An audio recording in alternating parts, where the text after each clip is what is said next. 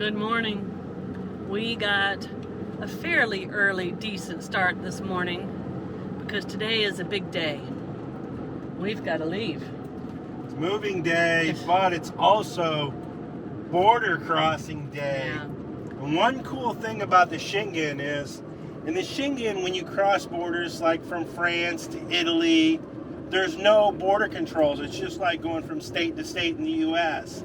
So that is one big plus about the Schengen, especially if you live in the Schengen zone. But if you're travelers like us, what that means is we only get 90 days in Schengen, and then we gotta leave for 90 days. And guess what? We're out of time. We're out of time. We have to leave the Schengen zone and get out. So that is the order of business today. We are southbound on the beautiful coast of Croatia. We will be back here when the weather is warmer to swim in this beautiful blue water. But today is all about getting to Montenegro before we run out of time on our Schengen visa. Another country! Another Woo! country? Let's head to the border.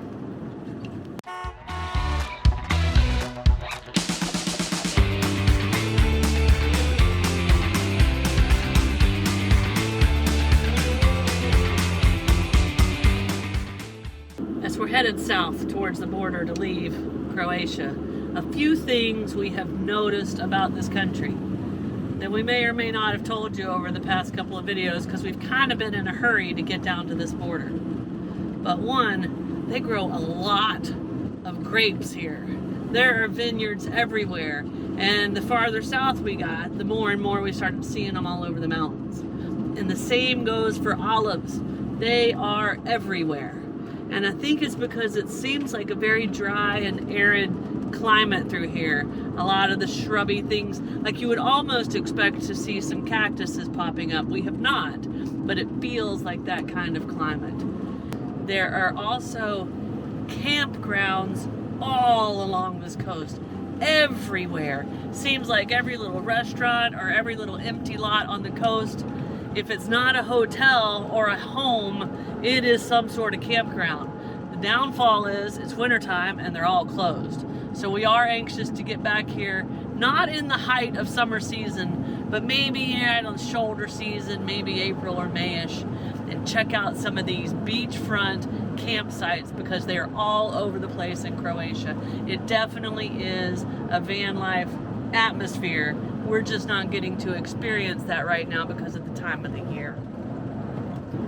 And another little odd fact is as we drive along these roads, every few miles or kilometers, we see a street sign that is telling us to watch out for wild boar. Now, we haven't seen them, but as many signs as we've seen, you'd think that there were just thousands of wild boar running through here. Now, it would be nice to see one, maybe not in the middle of the night when you disturb him and he gets angry, but you guys know we love wildlife, and it's been a bit since we've seen any. So maybe we'll get lucky and find some down in Montenegro. But just a few little things to tell y'all about Croatia as we're getting ready to leave.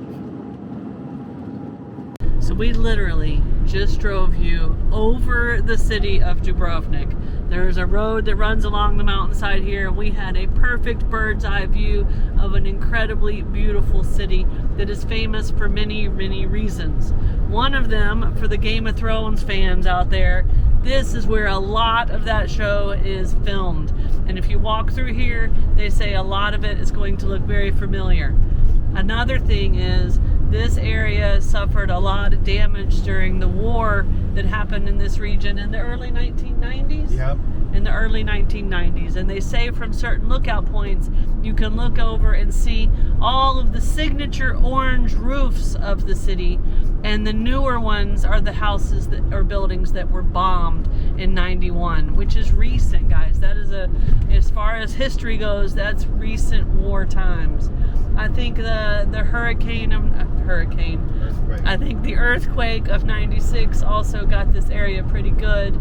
And it is a city we wanted to see. So when we come back through, we will figure out how to take you down there. There's supposed to be some beautiful churches, some nice fortresses, and a very famous wall, because it was a walled city that you can walk around. Now, back in ancient times, it was a heavy trade route destination and was kind of its own country, its own empire for a while, kind of like Venice was over in Italy. But over time, it became part of Croatia, and it is a city we'll take you to in the future, but I couldn't help but show you just how beautiful it is from this mountain road.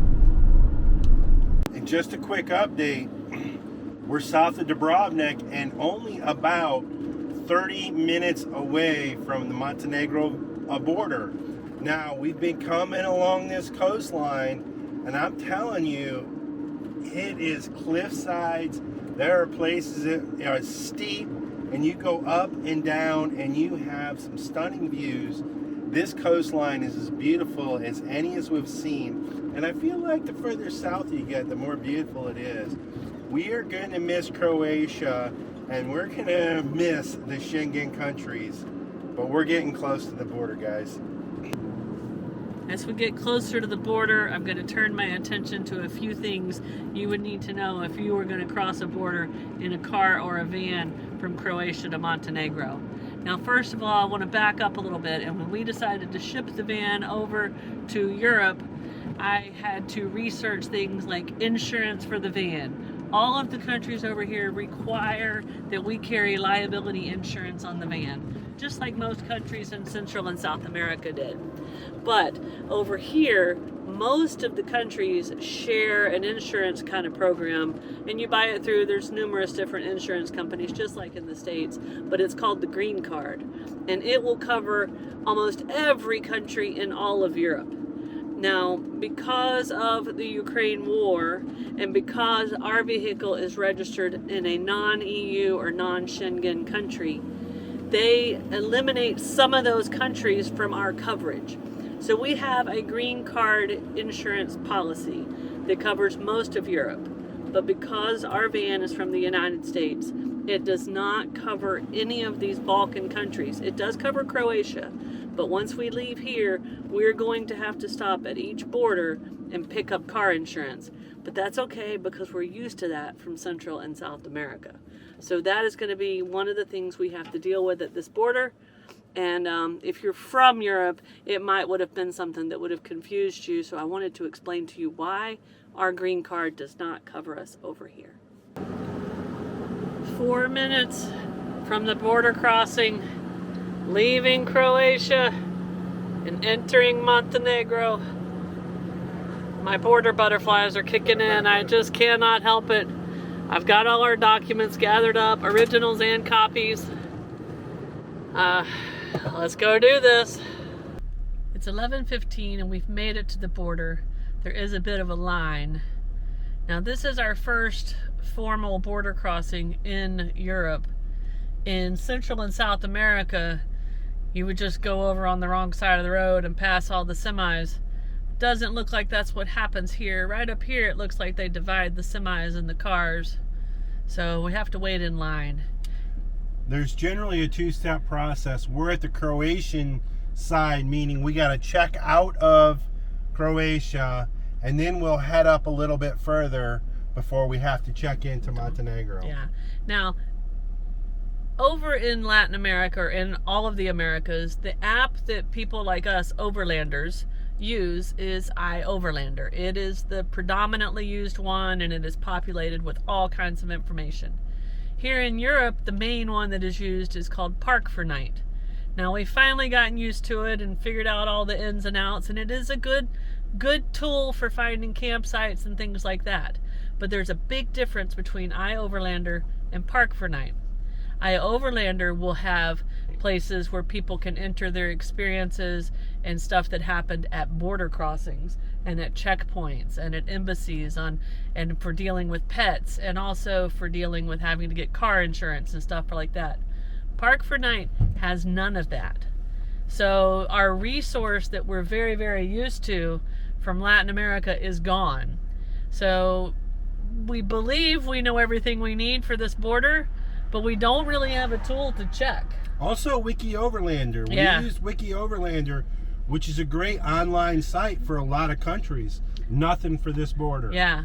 So we've read some Google reviews. iOverlander is used here, but it is just not populated very much at all, so there's very scarce data. So I kind of feel like we're going into this border blind, Kurt.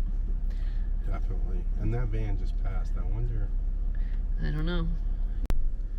In typical Kurt fashion, a line, waiting, queuing up, absolutely kills him.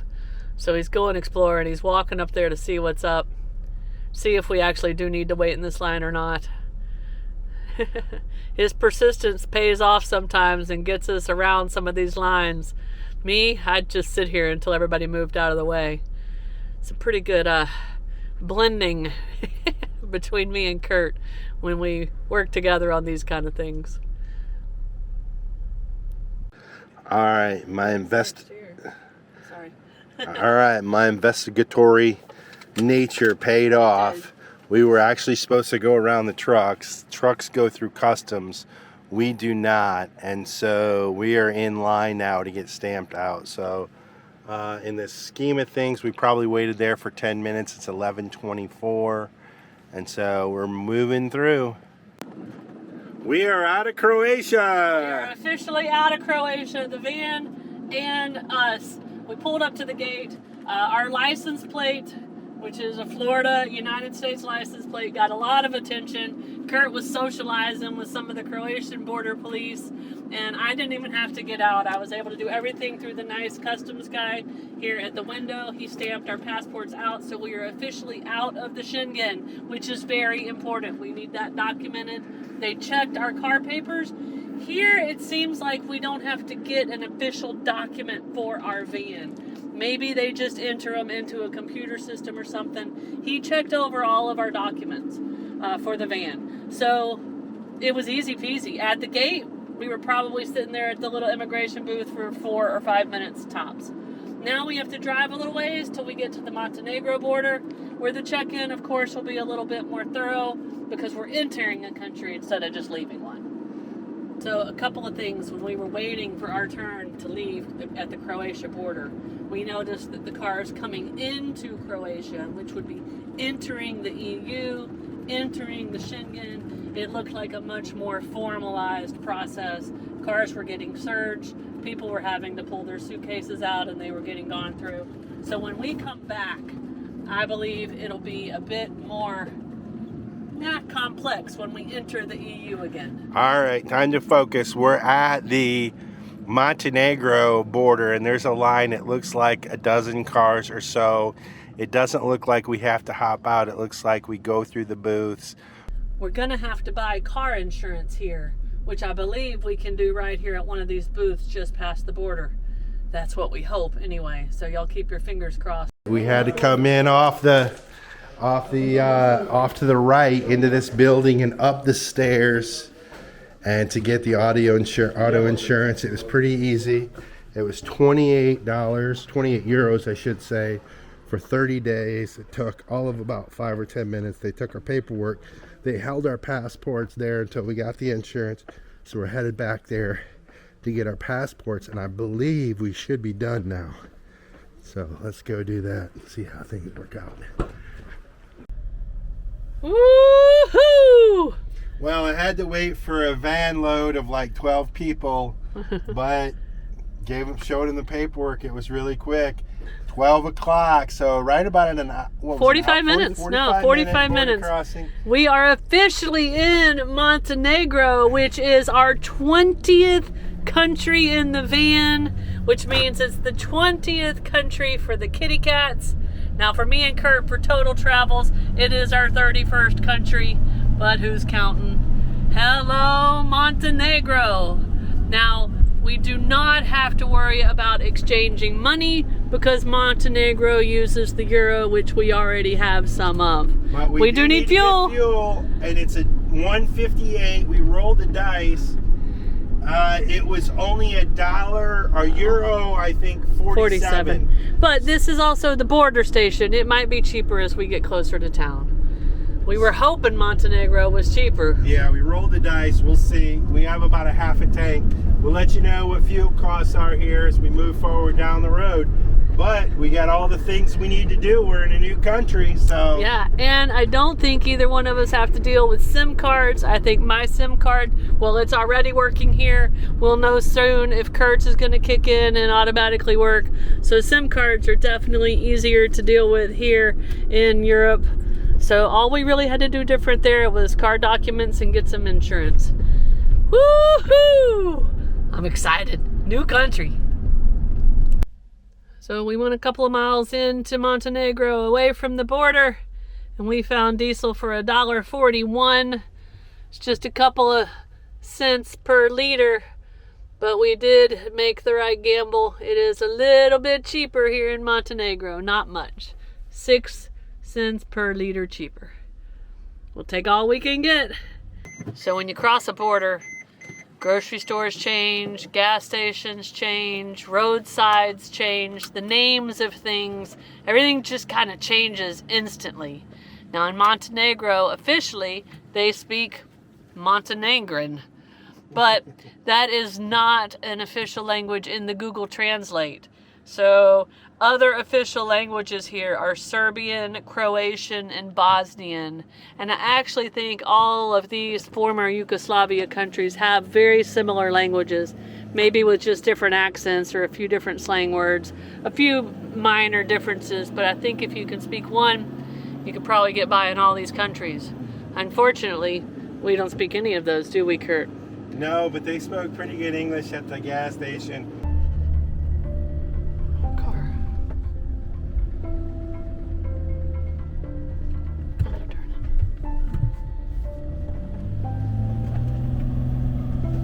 So we veered off the main road to kind of get a feel for Montenegro when we first got here, and mainly to see the water's edge. And you know, it's kind of like veering off the main road in Croatia. It's tight. Oh boy. Here we go. Watch this wall. Oh Jesus. Oh guys. You got it. About 6 inches. This is a wall over here, not just bushes on the bottom half. Woo-hoo! We made it back to the main road. How you doing, Curt? Doing good. It doesn't bother Curt. My hands are so slippery from sweat, I'm about to drop the camera.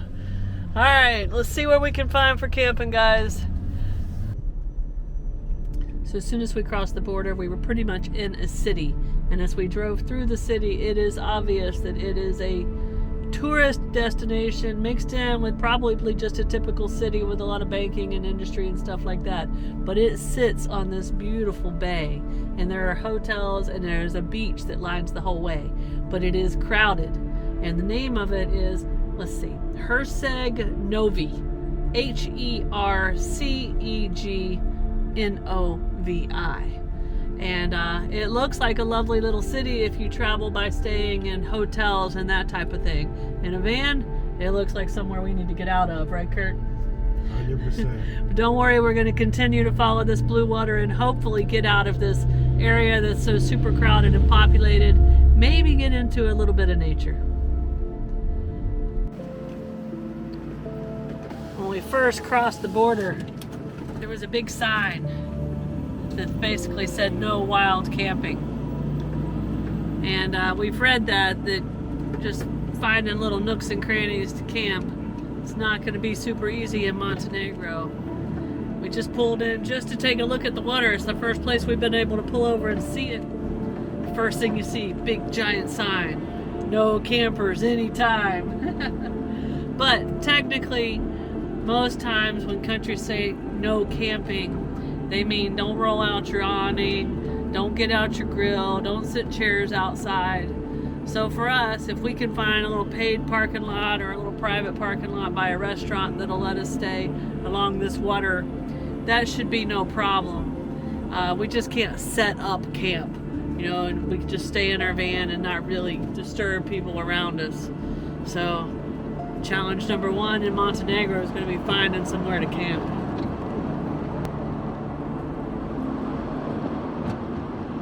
Here's a ferry where you can get to the other side rather quickly. part of our journey through here, we'll be driving all around this beautiful bay. So for right now, no ferry ride for us. But it looks like there's several ferries and they just go back and forth all the time. And now we've gotten to a little bit of a narrow stretch through here. I'm glad Curt's driving right now.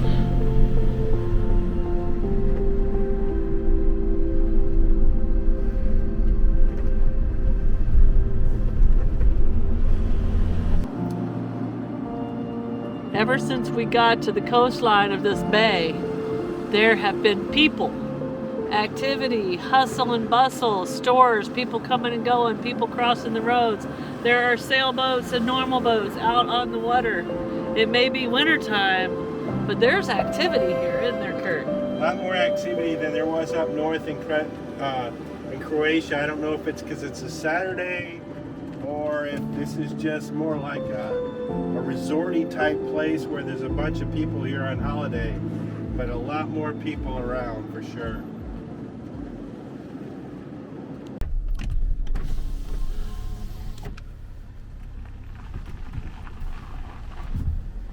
All right, our first real option, we've been keeping an eye out, but our first real option that we had hoped we'd be able to camp is this parking lot that's right across the street from a little private beach.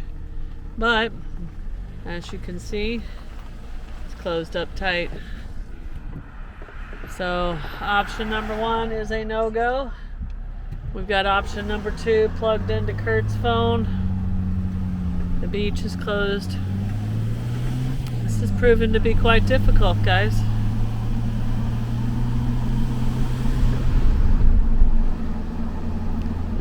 Now, just so you know, there are several campsites all around this beautiful bay, but most of them are, well, all of them that we could find, we reached out to, we emailed, we messaged, we searched them down on Facebook. They're all closed until April 1st. There was one that used to be open year-round, and it permanently closed about 2 months ago.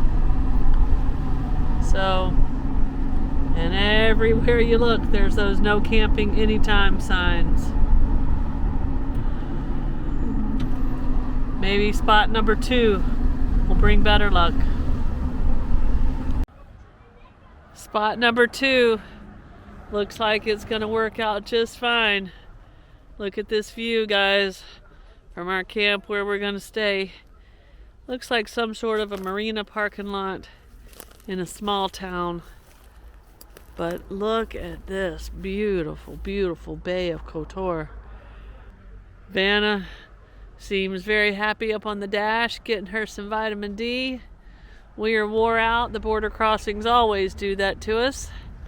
But we're home sweet home. And we got lucky. And we got us a little informal coffee shop right here. We're gonna walk over there and see if we can get us a cup of coffee.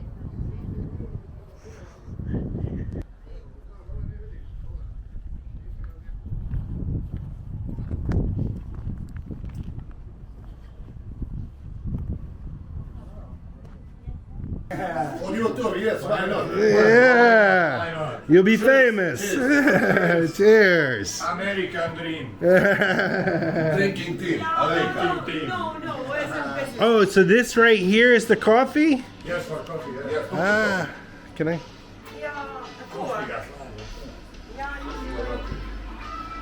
All right, what a fun place. I just met Dragon in here, and we got some Turkish coffee. First time trying it. Yeah, and so they put like a little bit of water in, and then it boiled up and it expanded. I don't think I got the full video of it. She was a bit nervous, but... Well, the key to, apparently, from what I Googled, so if the Google is right, with Turkish coffee is there's no filter. So it's very finely ground coffee, and they put it in here and they do their boil technique, which is a little bit different, but there's no filter. So down towards the bottom of this, it should get thicker and syrupier. So Turkish coffee. Here we go. Yeah, let's see.